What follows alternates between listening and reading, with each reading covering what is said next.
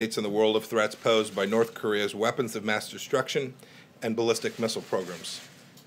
These programs threaten our homeland, our allies and partners, and the broader non-proliferation regime. North Korea's past activities also make clear that it is proliferation to other actors that creates a risk in addition to the primary risks. It has supporting infrastructure that is also of concern. In early 2017, the Trump administration decided on a policy we have referred to as the maximum pressure campaign. The campaign enacted the strongest economic and diplomatic sanctions against North Korea in history.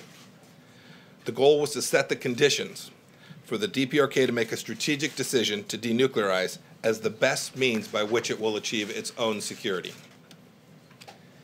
American leadership rallied the international community to send a strong message to Chairman Kim Jong-un and the world that we would not stand for the DPRK's illegal weapons programs. The President's bold decision to meet with Chairman Kim Jong-un grew from this incredibly strong and targeted campaign. The President's policy directly led to the historic summit that will take place on June 12th in Singapore. Back on March 8th, Chairman Kim Jong-un expressed his desire to meet with President Trump as soon as possible. And then on May 9th, I met with Chairman Kim Jong-un in Pyongyang and explained America's expectations for denuclearization. At that time, we also secured the release of 3 Americans, Kim Dong-chul, Tony Kim, and Kim Hak-song. We view this as a sign of goodwill from Chairman Kim Jong-un.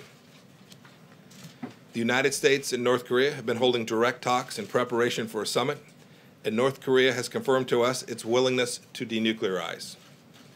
A comprehensive whole-of-government effort in support of President Trump's upcoming summit is underway. White House and State Department-led advance teams are finalizing logistical preparations and will remain in place in Singapore until the summit begins. The President continues to follow every development closely and is getting daily briefings from his national security team. The fact that our 2 leaders are coming to the table shows that the 2 sides are very serious. The diplomatic model used to date is different from past efforts. Our efforts give us hope that we can find real success where past efforts have fallen short. President Trump is hopeful, but he's also going into the summit with his eyes wide open. We've seen how many inadequate agreements have been struck in the past, and you can be sure that President Trump will not stand for a bad deal. The United States has been clear time and time again. The complete, verifiable, and irreversible denuclearization of the Korean Peninsula is the only outcome that we will find acceptable. The President recognizes that North Korea has great potential, and he looks forward to a day when sanctions on the DPRK can begin to be removed. However, that cannot happen until the DPRK completely and verifiably eliminates its weapons of mass destruction programs. President Trump and Chairman Kim will certainly also discuss security assurances for the DPRK, establishing a peace regime and improving relations between our 2 countries. Until we achieve our goals, the measures that the world, alongside the United States, has put on the regime will remain. In the event diplomacy does not move in the right direction, these measures will increase. Throughout the entire process, the United States has been unified with Japan and South Korea in response to the threats from North Korea. I will be traveling to meet with my Japanese and South Korean counterparts after the summit to continue to coordinate with them. I will also stop in Beijing following the Singapore summit. I will provide them with an update and underscore the importance of fully implementing all sanctions that are imposed on North Korea. President Trump recognizes North Korea's desire for security and is prepared to ensure a DPRK free of its weapons of mass destruction is also a secure North Korea. President Trump has made it clear that if Kim Jong-un denuclearizes, there is a brighter path for North Korea and its people. We envision a strong, connected, secure, and prosperous North Korea that is integrated into the community of nations. We think that the people of the United States and North Korea can create a future defined by friendship and collaboration and not by mistrust and fear. We believe that Chairman Kim Jong-un shares this positive vision for the future, and we are committed to find a path forward, and we assume and hope that that belief is sincere. We're looking forward to being in Singapore in just a few days. As a reminder, we'll take just a few questions before the Secretary has to depart. Roberta? Thank you. Yes, ma'am. What progress have you made in narrowing the gap in your understanding of denuclearization and North Korea's definition of denuclearization? Has there been progress in bringing that definition closer together? Yes. Can you describe that a little bit? No. That was quick. John Becker. Thank you, Sarah. Thank you, Secretary Pompeo. As you mentioned in your remarks, North Korea in the past has reneged on prior agreements that it's made with the U.S. government.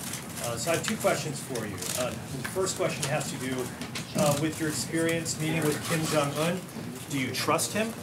And my second question has to do with the negotiations that are upcoming with North Korea. Who, in your opinion, has the upper hand in the negotiations and why? So with respect to your first question, I've had the chance to meet with Chairman Kim Jong-un twice now. I can tell you he is very capable of articulating the things that he is prepared to do, present clearly the challenges that we all have to overcome. It's why the two leaders are meeting. It's the opportunity to lay those out clearly between the two leaders so that we can see if we can find a path forward together that achieves the outcomes that both countries want. And your second question? Who has the upper hand in the negotiations? Yeah, we don't think about it in terms of who has the upper hand. We know this has been a long, intractable challenge. It's gone on for decades. The President has said repeatedly previous administrations weren't prepared to do what we've done already. It's not about who has the upper hand. It's about trying to find a way where the two sides can come to an understanding where we can get concrete steps, not just words, that resolve this challenge. Pamela? Secretary, first of all, the President said that he doesn't believe he needs to prepare very much ahead of the summit. Do you think that's a prudent approach? And also I want to get your reaction to Rudy Giuliani's comments that Kim Jong-un got back on his hands and knees and begged for the summit to go back on, whether you think he should be weighing in on these international affairs and whether you agree with that assessment. So with respect to your second question, I took him as being in a small room and not being serious about the comments. I think it was a bit in jest. Do you think it could jeopardize the summit, or? We're moving forward. We're focused on the important things. I know Rudy doesn't speak for the administration when it comes to this negotiation and this set of issues. With respect to your first question, progress. We're making progress inch by inch, and we're going to travel there. This is different. The approach that President Trump has taken is fundamentally different. In the past, there had been months and months of detailed negotiations, and they got nowhere. This has already driven us to a place we've not been able to achieve before. Dave Boyer. Thank you, Mr. Secretary. The President said today that if the Singapore meeting goes well, he'd like to bring Kim Jong-un to Washington possibly for further meetings. Has Kim Jong-un invited the President to come to North Korea? So I don't want to talk to you about the conversations that have been had between the North Korean side and the United States. I'll leave that for the President to talk to. But I do want to get to, and this comes back to the other question that you asked about the President's preparation. So in my previous role, and I've said this before, you can look it up, there were few days that I left the Oval Office after having briefed the President that we didn't talk about North Korea. So over months and months, days and days, President Trump has been receiving briefings on this issue about the military aspects of it, the commercial, economic aspects of it, the history of the relationship. And in the past few months, there have been near daily briefings, including today, where we have been providing the President all the information that he needs. And I am very confident that President Trump will be fully prepared when he meets with his North Korean counterpart. Just having met the man twice now, what can you tell us about what opinions you've formed of Kim Jong-un as a person? Yeah, so I haven't spent that much time with him.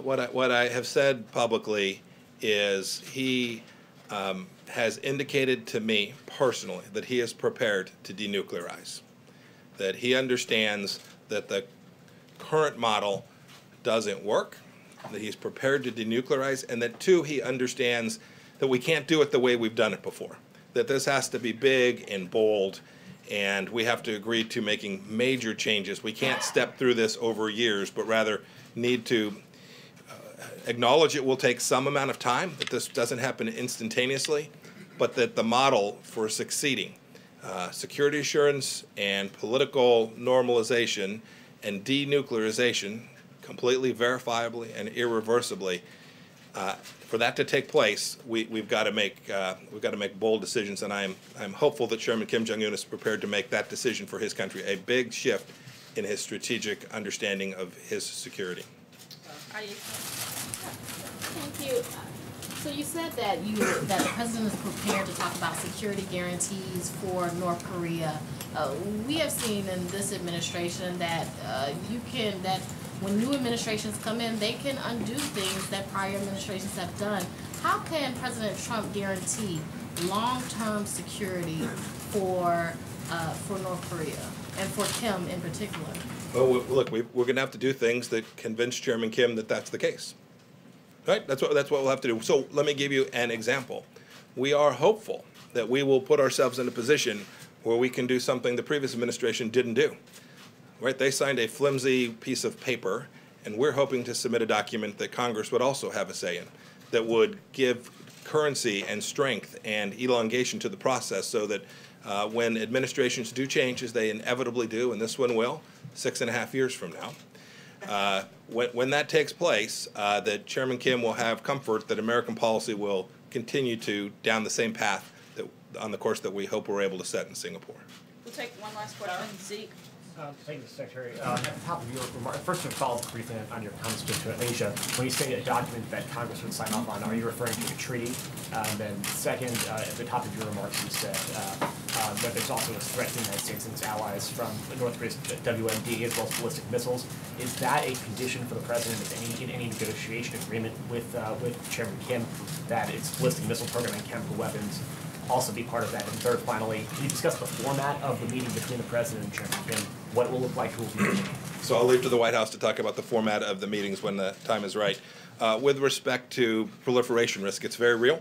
There is a history of that with respect to North Korea and some of our other difficult challenges in the world today. They are connected. The reason you want complete, verifiable, and irreversible is precisely that.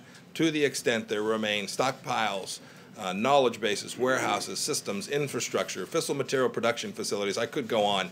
To the extent those remain, the risk of proliferation continues, and it's our aim through the CVID process and providing the security assurances that Chairman Kim will want, that we can greatly reduce the risk that proliferation ever happens as a result of North Korean action. Thanks so much.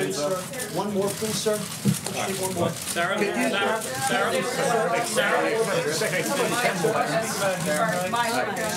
Secretary, can you explain the president's shift when he's gone from talking about defining success for this meeting as a denuclearization of the peninsula to now talking about the need for more meetings? Can you explain what happened there and why the shift? And can you also describe your disagreements over North Korea internally with the National Security Advisor?